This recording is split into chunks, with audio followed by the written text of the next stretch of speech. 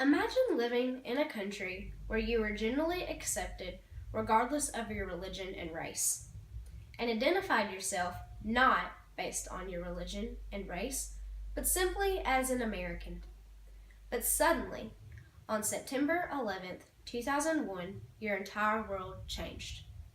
The media flooded the news of the tragic terrorist attacks and images on every TV station.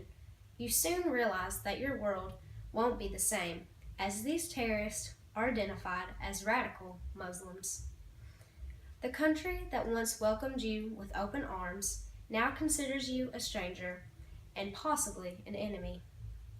Your friends, neighbors, co-workers, they all examine you more closely, and you feel as if you were wearing a modern-day scarlet letter.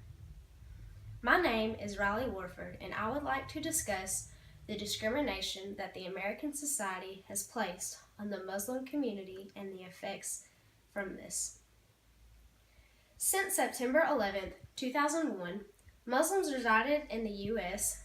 have faced social, institutional, and economic discrimination by the American society.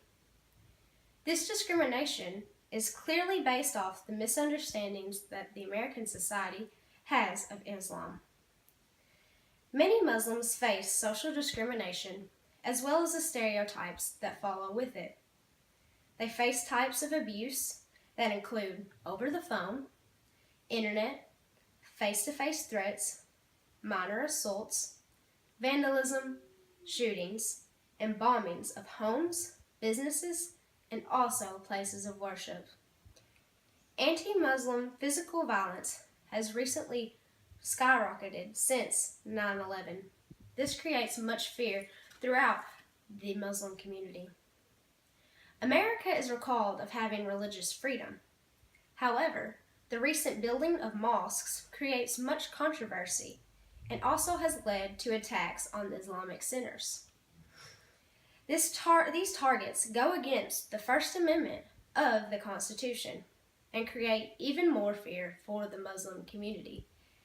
They believe that places that once were safe aren't safe anymore. Muslims also face institutional discrimination. The U.S. government woke up after 9/11 and created the Patriot Act and Clear Law Enforcement for Criminal Alien Removal Act that cracked down on immigration policy. This increased surveillance of Muslims throughout the entire country. Men between the ages of 16 through 45 from Arab countries had to go through harsh fingerprinting, photographing, and questioning. This completely ruined the relationship between the U.S. government and the Muslim community. The government's racial profiling created these stereotypes that the American society has placed on Muslims. Muslims also face economic discrimination because their recent co-workers are calling them terrorist or Osama. Because of their religious views, employers also may think twice about hiring them. This makes it harder for them to find a job. This is expected to rise as the years to come. Muslims also face stereotypes that the American society has placed on them. These are because of misconceptions of Islam, and this leads the Americans to come up with conceptions of their own.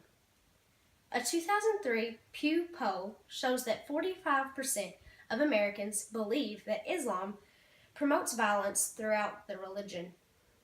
The stereotypes can also be found in the way Muslims look. Anyone of Middle Eastern or Arab descent can be considered a Muslim, according to the American media. However, this is a false fact because only 20% of Arabs identify themselves as Muslims. This fails to capture the true character of the Muslim community. A recent study made only 2 years after the September 11th attacks proved that the stereotypes are way out of hand. In the Detroit area, the community of Arabs reside there. Information gathered that was done by a face-to-face survey says that 15% of these people had an incident that ties along with their race. Just because they were of Middle Eastern descent, Americans decide to classify them as Muslims because they don't know better, and this is their lack of knowledge.